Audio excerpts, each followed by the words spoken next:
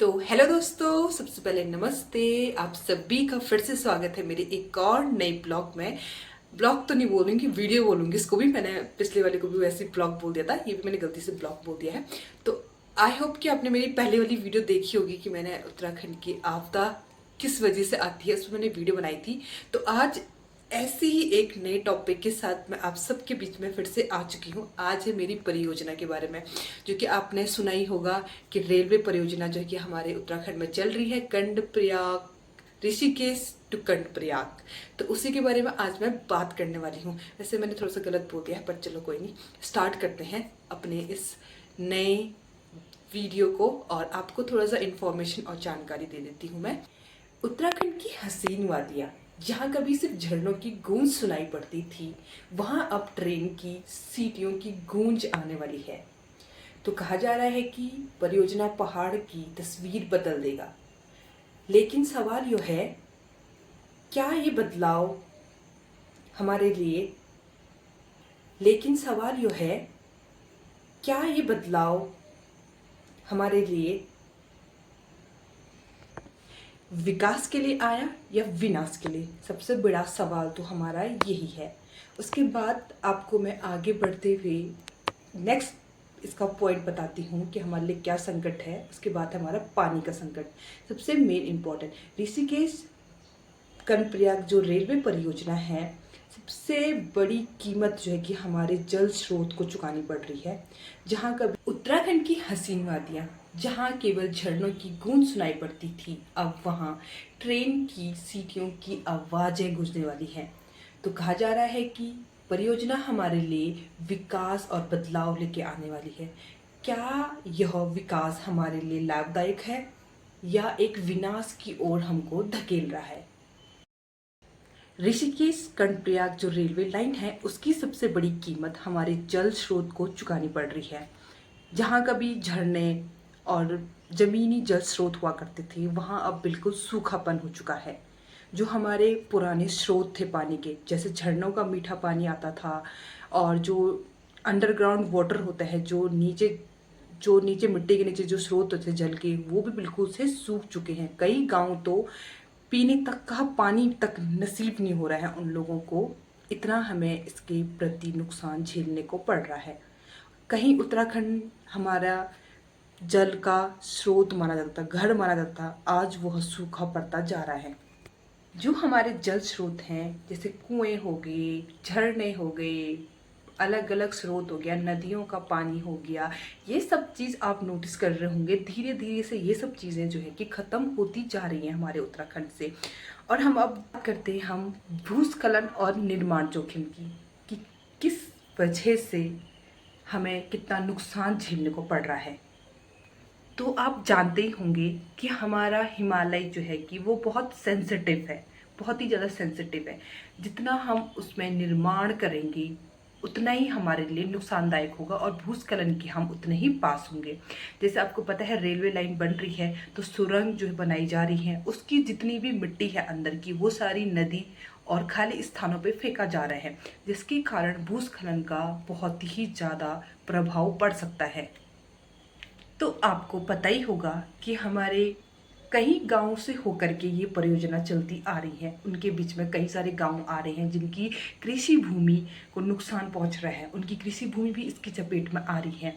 सबसे पहले लोगों की कृषि भूमि इसकी चपेट में आ रही है, तो उनकी जो पुरानी फसलें थी, उसमें जो वो उगाते थे, जो उनकी आजीविका थी, वो एकदम से बंद होती जा रही है। कई कई तो बिल्कुल ही बंद हो चुकी हैं। हमारे गढ़वाल में कई सारे गांव आपने देखे होंगे उसके अंडर आए, और कई सारे गांव में आपने पूरा देखा होगा खेती एकदम से बिल्कुल से ख़त्म हो चुकी हैं, क्योंकि खेती के जहाँ पे स्थान, जहाँ पर हम खेती करते हैं, वहाँ पे उन्होंने मिट्टी रख दी है, जो कि अब बिल्कुल से बंजर हो चुकी हैं और निर्माण उसमें कार्य प्रगति पर है।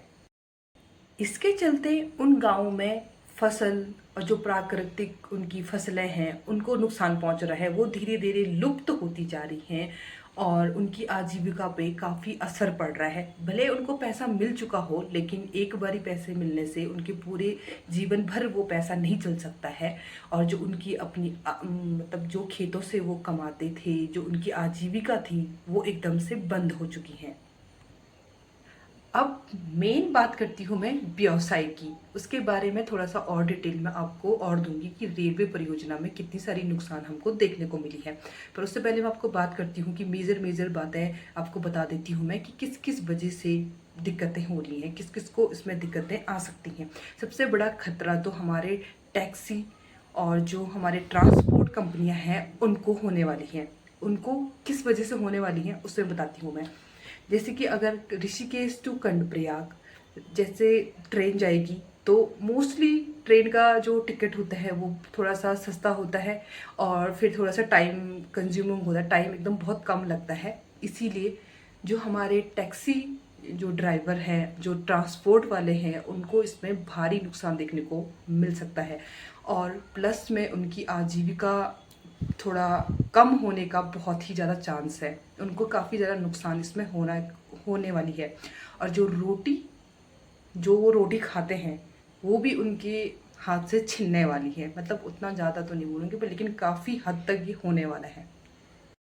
नगरासू में ऋषिकेश कर्णप्रयाग मोटर मार्ग में सुरंग के अंदर एक केमिकल रखने से जो है कि वहाँ प्राकृतिक मतलब अपने आप ही आग लग गई। भले ही उसको एकदम से नियंत्रण कर दिया था, नियंत्रण में रहा, लेकिन फिर भी सुरंग के अंदर जो है कि 44 लोग जो है उस सुरंग के अंदर थे।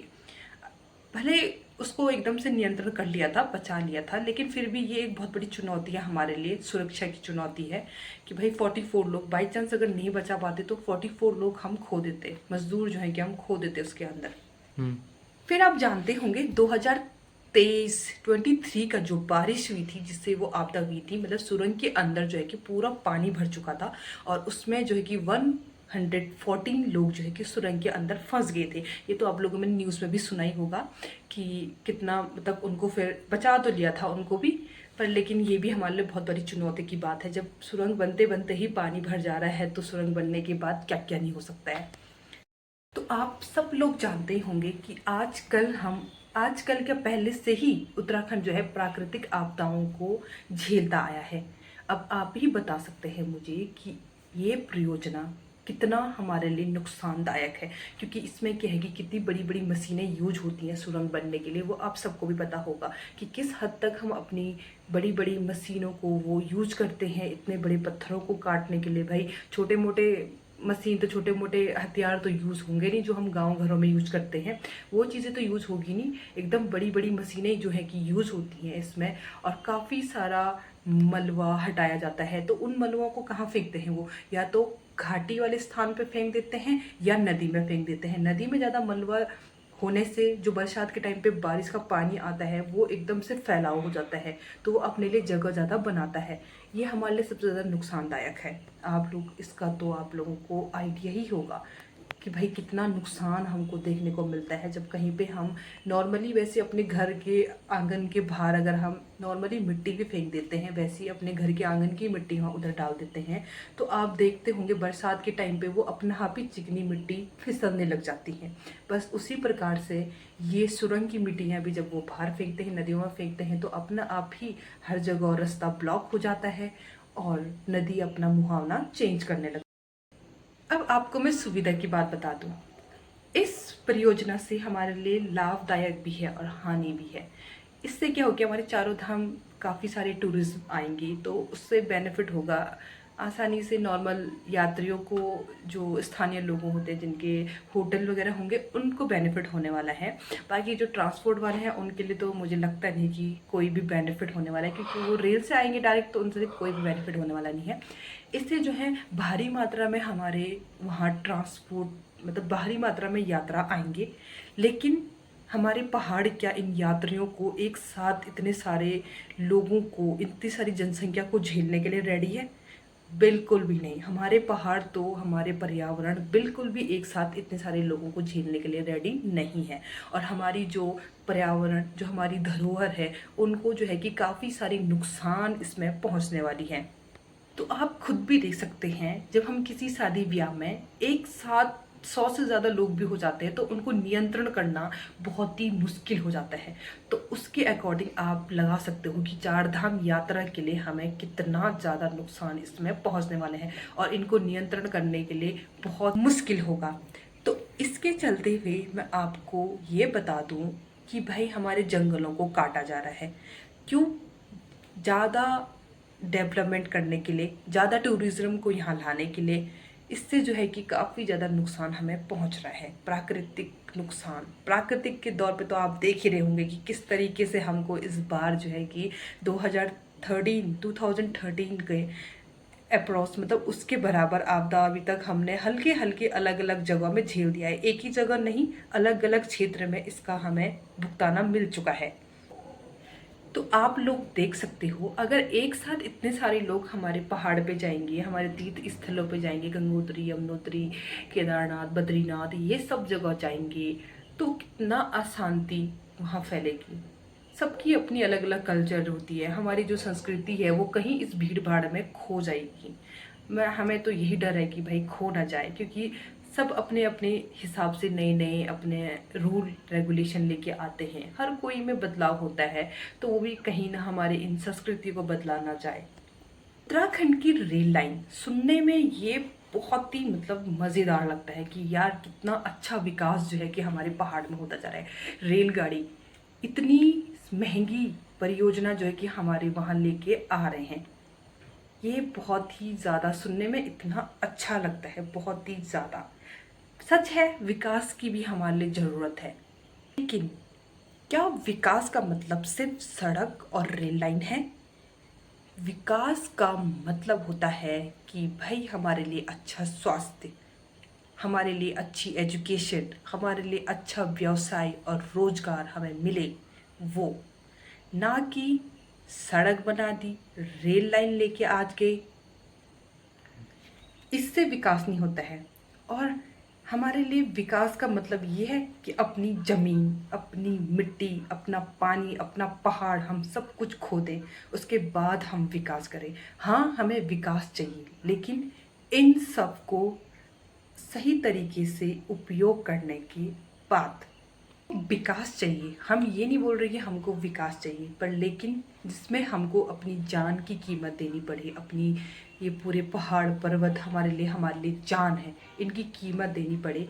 इसके अलावा जो होता है कि बनकर विकास का मतलब अपनी जमीन, पानी, जंगल को खो देना है। क्या क्या विकास का मतलब अपनी ज़मीन, अपना पानी, अपना घर और अपनी मिट्टी, अपने पहाड़ को खो देना है? नहीं। हर पहाड़ी के दिल में एक ही सवाल है, क्या हमको ये सब चीज़ें दे करके विकास चाहिए? बिल्कुल भी नहीं चाहिए।